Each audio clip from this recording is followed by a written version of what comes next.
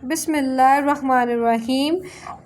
अस्सलाम वालेकुम स्टूडेंट्स, आज हम लैट टेस्ट डिस्कस करेंगे आंसर कीज़ जो कि आपका लैट टेस्ट हुआ है 9 नवंबर को। उसके जो आंसर कीज़ हैं, उसके जो करेक्ट आंसर है वो मैं आपके साथ डिस्कस करती हूँ। कुछ एमसीक्यूज़ मैंने यहाँ पे लिखे हैं जो कि आपके पेपर को कवर करते हैं। तो चले जी हम उनको स्टार्ट करते हैं। जिसमें सबसे पहला अगर आप एमसीक्यूज़ देखें तो ये में जनरल नॉलेज का पोर्शन है, ठीक है।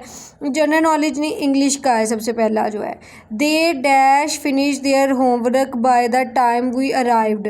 तो दे हैड आएगा या हैविंग आएगा, हैव आएगा, नन ऑफ दिस। तो यहाँ पर जो है वो हम हैव लगाएंगे। क्यों? क्योंकि दे हैड आएगा, हैड लगाएंगे क्योंकि ये पास्ट परफेक्ट का टेंस है। और पास्ट परफेक्ट में जो हम हेल्पिंग वर्ब लगाते हैं वो हम अकॉर्डिंग टू द जो है जी सेंटेंस के मुताबिक लगाते हैं। चुका है, चुकी हैं जैसे अल्फाज आते हैं फ़िक्रे के आखिर पे। तो इस वजह से हम यहाँ पर जो हेल्पिंग वर्ब यूज़ करेंगे वो हैड यूज़ करेंगे, ठीक है। वो यहाँ पर हमने लगा दिया। उसके बाद जी आगे चलते हैं। अगला एमसीक्यूज़ हम पढ़ते हैं जिसमें है जी सिनोनिम ऑफ बल्फर, ठीक है। एक सेकेंड, हाँ जी, नेस्टी का सबसे पहले है। नेस्टी का हम सिनोनिम डिस्कस करेंगे। क्या होता है? नेस्टी होता है गंदगी। तो इसका जो ऑपोजिट वर्ड होगा वो क्या बनेगा? ऑपोजिट वर्ड इसका बनेगा प्लेजेंट, ठीक है, मतलब खुशगवार, खूबसूरत। तो फिर अपोजिट वर्ड हमेशा जो होता है वो उसके उल्ट होता है। तो नेस्टी का गंदगी हो गया और अपोजिट वर्ड प्लेजेंट हो गया। क्योंकि नॉर्मल तो होता है बस आम सा, ठीक है, और सिली भी जो है वो इसके मायनों में नहीं आता, स्ट्रेंज होता है, अजनबी। तो इसका मतलब है बचा क्या? प्लेजेंट। और प्लेजेंट का मतलब क्या होता है? जब हमने पढ़ा तो हमें पता चला प्लेजेंट का मतलब होता है खुशगवार, ठीक है। ये हमने यहाँ पे लिख दिया। उसके बाद हम नेक्स्ट चलते हैं जी, नेक्स्ट सिनोनिम को डिस्कस करते हैं। ये अभी ओपन हो जाता है फिर मैं आपको बताती हूँ। अच्छा जी, बल्फर क्या होता है? बल्फर आपने बताना है कि ये डिसीवर है, हेल्पर है, स्टूडेंट है या नन ऑफ दीज है। तो बल्फर होता है धोखाधही। और डिसीवर भी, डिसीव से हम जो कहते हैं कि उससे हम जो है ड्राइव करते हैं, ठीक है। आगे चलते हैं, मज़ीद हम डिस्कस करते हैं।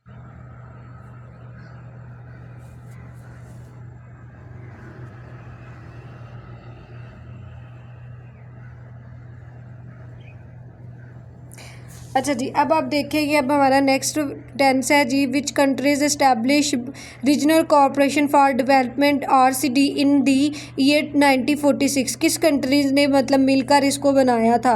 तो वो चीज़ अब हम यहाँ पे डिस्कस करेंगे, ठीक है। 1 बाय 1 करके हम देख लेते हैं। तो वो आपने बता देना है कि जी ईरान, पाकिस्तान और इंडिया ने ये मिलकर बनाया था, ठीक है। ईरान पाकिस्तान तुर्की, सॉरी, ईरान पाकिस्तान तुर्की ने ये मिलकर बनाया था। इसका हेडक्वार्टर ईरान में है। Rachna Doab include all the area between the Chenab river, Ravi river. Rachna Doab can be classified as one of the main region of Punjab Pakistan. ये मैंने रचना दुआब के मतलब रिलेटेड है ना ये सारा, रीजनल कॉर्पोरेशन फॉर डेवलपमेंट। तो ये मैंने मुकम्मल डाटा उसके बारे में लिखा है। आपको इसके रिलेटेड कहीं से भी वो MCQs पूछ सकता है, तो आपने ये सारा ही प्रिपेयर करना है, ठीक है। Rachna Doab can be classified one of the main region of Pakistan, Punjab and Pakistan. The name was given by the Mughal empire. Akbar ने इसको ये नाम दिया था। 5 टॉप्स ऑफ दुआब, दुआब है जी पाकिस्तान में जो आपने याद रखने हैं, जिसमें सबसे पहला जी याद आता है Sindh Sagar Doab between Indus and Jhelum river है। फिर जैक दुआब है, ये बिटवीन झेलम एंड चिनाब। ये दुआब के नाम सिर्फ आपने याद करने हैं, आपको ये पेपर में नहीं आएंगे। लेकिन बाकी जो है ना ये मतलब पूछ सकता है कि ये मायदा किन के दरमियान में हुआ, ठीक है, ये सारा आपने बताना है। तो वो आपने अच्छी तरह से जो है वो इसको याद कर लेना है, इन नामों को, ठीक है। ये मैं आपके सामने लिखे हुए हैं। अगर आप चाहें तो आप इसका स्क्रीनशॉट भी ले सकते हैं या मज़ीद जो है वो अपनी कॉपी पे भी राइट डाउन कर सकते हैं ताकि ये आपके जो है वो काम आ जाए। चले जी, अब हम नेक्स्ट चलते हैं। नेक्स्ट हम देखते हैं अगला कि आगे हमारा कौन सा MCQs आता है। अच्छा जी, उसके बाद MCQs है कि दूसरी आलमी जंग कब हुई? तो ये 1939 में हुई थी। उसके बाद आपने name of the angel who takes out of soils. तो वो कौन है जी? वो हज़रत इज़राइल हैं जो कि ज़िंदा जानदारों की जो ज़िंदगियाँ हैं उनकी रूह को सलब करते हैं। तो आपने तमाम तर फरिश्तों के बारे में जो इंपॉर्टेंट इन्फॉर्मेशन है ना वो याद करनी है, क्योंकि पेपर में ये बहुत ज़्यादा पूछा जाता है। तो मतलब किसी न किसी जो है ना वो फरिश्ते के जो फ़दाइल हैं उनके बारे में ज़रूर पूछ लेते हैं। हज़रत इसराफील के बारे में बात करें तो ये डे ऑफ जजमेंट के दिन ये प्रेजेंट होंगे। हज़रत जिब्राइल की बात करें तो ये जो है जी वही लेके आते थे। उसके बाद हज़रत इसराईल की बात करें तो हज़रत इसराईल जो हैं जी, इसराइल जो हैं ये जानवर जो है रूह वगैरह इनको कब्ज़ करते हैं, ठीक है। ये सारी चीज़ें आपने याद करें। उसके बाद हज़रत माइकाइल की बात करें तो ये जी bringing rain and thunder of earth, यानी बारिश लाना और ज़मीन पे जो मतलब ये बादल गरजते हैं उन सबके ज़िम्मेदारी हज़रत माइकाइल पर है। पेशे कदमी करना का दुरुस्त मफ़हूम बताएं तो इसका मफ़हूम होता है आगे बढ़ना, ठीक है। और मतलब इसका अपोजिट वर्ड क्या होगा, पीछे हटना। और इसका जो सिनोनिम होगा यानी मुतरादिफ वर्ड होगा वो है आगे बढ़ना। तो ये आपने याद कर लेने हैं। अल्फाज मुतज़ाद भी पेपर में आते हैं, वो भी आपने अच्छी तरह से जो है वो पढ़ लेने हैं। अच्छा जी, उसके बाद आपने ये याद करना है कि which one of the following is the country largest producer of rice, यानी सबसे ज़्यादा राइस कहाँ पे पैदा होते हैं। तो ये भी चीज़ें इस तरह की बड़ी पेपर में आती हैं कि राइस कहाँ पे सबसे ज़्यादा मकदार में, टी कौन सबसे ज़्यादा पैदा करता है। तो इस तरह की चीज़ें आपने अच्छी तरह से इनको जो है ना वो याद करना है। तो अब हम ये देख लेते हैं मज़ीद।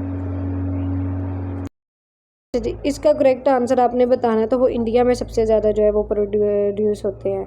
अब हम नेक्स्ट चलते हैं, नेक्स्ट एमसीक्यूज़ को डिस्कस करते हैं। अच्छा जी, यहाँ पे जो करेक्ट आंसर है ना वो चाइना है, ठीक है। चाइना आपने याद कर लेना है, ये ना कि इंडिया बल्कि चाइना है।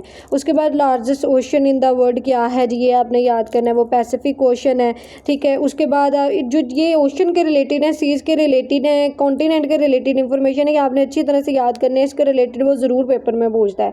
उसके बाद ग्रुप एलिमेंट क्या कहते हैं, उसको हम पीरियोडिक टेबल कहते हैं। उसके बाद चाइना कैपिटल सिटी ज़रूर आपने याद करनी है, जितनी भी फेमस कंट्रीज़ हैं उनके बारे में। इसमें बीजिंग है, हर बार वो कोई ना कोई पूछ लेता है। लास्ट में उसने टोक्यो जो है वो जापान का पूछा हुआ था, तो इस वजह से मतलब जापान का कैपिटल क्या है तो वो टोक्यो, तो आपने अच्छी तरह से इसको याद करना है। Which country is the largest producer of rice, ये भी हम पढ़ चुके हैं, चाइना है। UN headquarter located in, UNA का हेडक्वार्टर कहाँ पे, ये न्यूयॉर्क यूएसए में है। The famous bull running festival is held in Spain, ये कहाँ पे होता है। मतलब इस तरह के आपने ना याद करने हैं डिफरेंट कंट्रीज़ के जो होते हैं festival. Junk mail for which purpose, advertisement और स्पैम, इस तरह के ना कुछ खास जो है ना कंप्यूटर के रिलेटेड इंफॉर्मेशन वो आपने याद कर लेनी है। A group of elephant is called heard, मतलब कैटल का ग्रुप, जो मतलब मवेशियों का ग्रुप होता है एनिमल्स का, उनको हम कैटल बोलते हैं। तो इस तरह की इंफॉर्मेशन भी छोटी छोटी सी आपने याद रखनी है, ठीक है। ये था जीके के पोर्शन में से कुछ एमसीक्यूज लिखे हैं, टोटल ये 20 आते हैं, लेकिन हमने जो है वो चंद एक निकाल कर तो वीडियो बनाई है ताकि आपको पता चल सके कि कौन सा एग्जैक्ट इंफॉर्मेशन।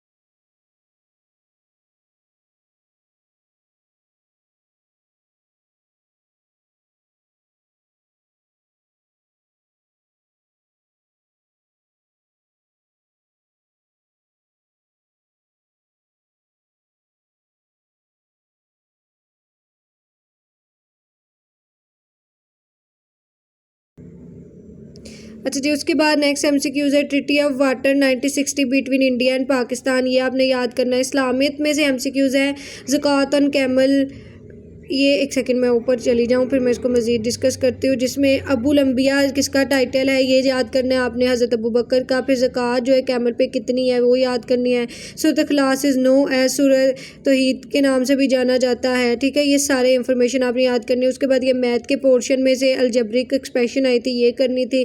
उर्दू के पोर्शन में है पेशकदमी का मायनी है, ये भी हम पढ़ चुके हैं। कदम जमाए रखना या आगे बढ़ना। ज़रीफ़ का मायनी है ज़रफ़ वाला, और ज़कूफ़ का मायनी है खौफज़दा।